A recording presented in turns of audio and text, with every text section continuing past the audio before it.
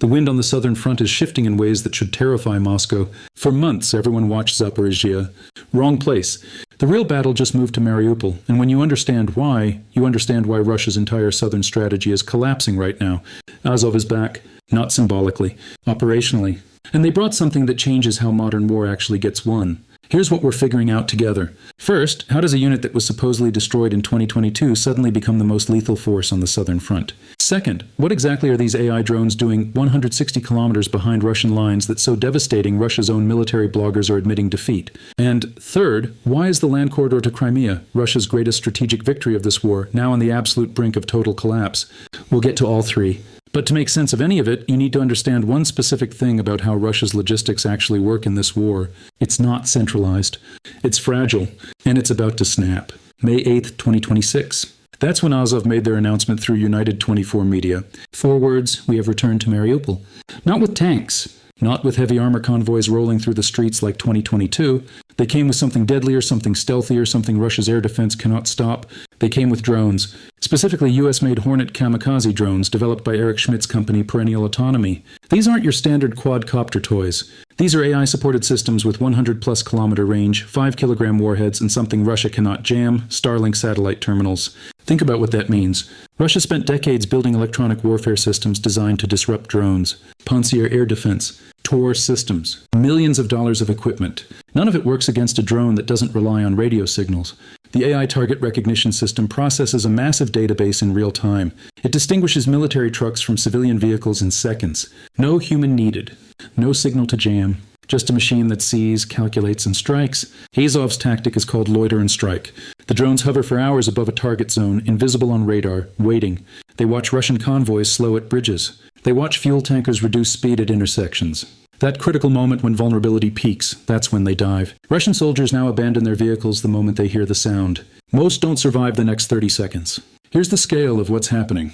In March and April 2025, Russia built 2 massive military bases in Mariupol. One is the main logistics hub for fuel and ammunition. The other is a colossal assembly area for personnel and armor destined for the front. Reinforced concrete, observation towers, heavy electronic warfare systems, permanent military fortresses. And Azov's drones penetrate right through them like they don't exist. Andrichenko, head of the Occupation Research Center, documented all of it. The bases are real. The vulnerability is real. The panic is real. But Azov's operation in Mariupol isn't isolated. In April 2026, they conducted something in Donetsk that shattered Russia's entire perception of a safe rear. The ring road junctions around Donetsk, Zurz, Andreka, Strobisha, Russian commanders viewed this as unreachable, untouchable. Azov descended like a nightmare. Not singular strikes, swarm tactics. Multiple drones attacking in perfect coordination. FPV drones and Hornets ambushed massive convoys at the narrowest bridge crossings. Russian 1st Donetsk Army Corps ran out of ammunition on the front line. Fuel trucks destroyed. Ammunition trucks destroyed. The famous safe rear wasn't safe anymore. It never is when you can't see what's killing you. Then there's what happened in Zalo Koladas in February 2026. 21 days, house by house, room by room. Russian soldiers had fortified basement positions, hiding from artillery. Azov surrounded the village in a ring of steel. FPV drones mapped every hiding spot through aerial reconnaissance. Then the clearing teams moved in. Night vision, hand grenades, close-quarters weapons, urban warfare at its most brutal. 18 Russian soldiers surrendered in the final 24 hours. Alive. Interrogated. Their testimony became intelligence. That's how Azov transformed into what they are now. But here's where the strategic picture gets terrifying for Moscow. Look at the entire southern front from above. Ukraine's most combat-ready brigades are positioned at Zaporizhzhia and Kherson borders.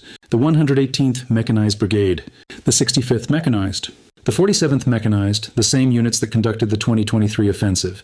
They're pushing relentlessly, meter by meter.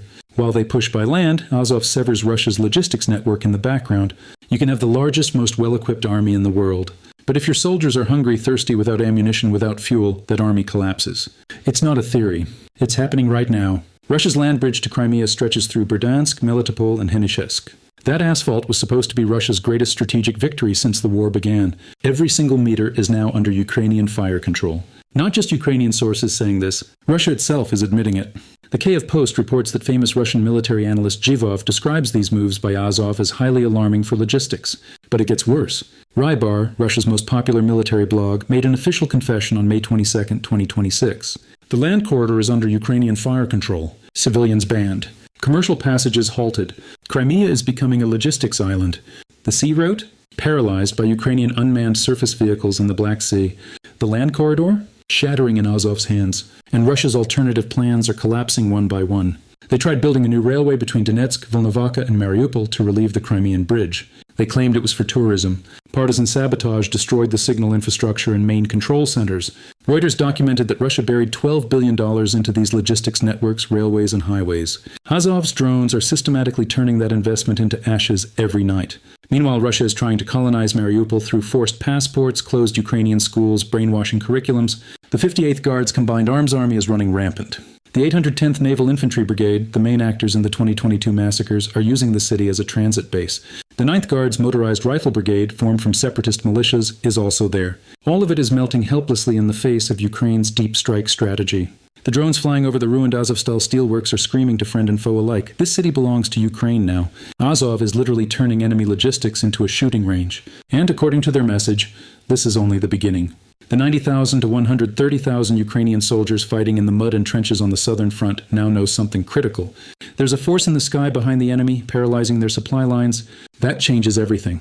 They're advancing harder than ever. The pieces on the board have been completely displaced. Mariupol was supposed to be the capital of Russia's Novorossiya dream. It's now a logistics graveyard, a nightmare impossible to wake from. That will of steel that defied death in the tunnels of Azovstal 4 years ago is ruling the sky with the most advanced technology today. Modern war won't be won by muscle power alone, by tank counts, by masses of infantry. It will be won by systematic destruction of enemy logistics 160 kilometers behind the front line, right where they feel safest. When Russian soldiers raise their heads to the sky, they know there's no safe route left. No concrete bunker. The mechanized brigades pushing by land and Azov's deadly deep strikes from the sky don't just force the gates of Crimea, they rip those gates off their hinges. Russia's entire southern presence is shaking to its core. The greatest strategic contraction, the logistical suffocation since the war began, is being felt right in Moscow at this moment. This relentless siege is going down in history not just as a counteroffensive. It's the most flawless military march on the path to ultimate victory. Now ask yourself the crucial questions.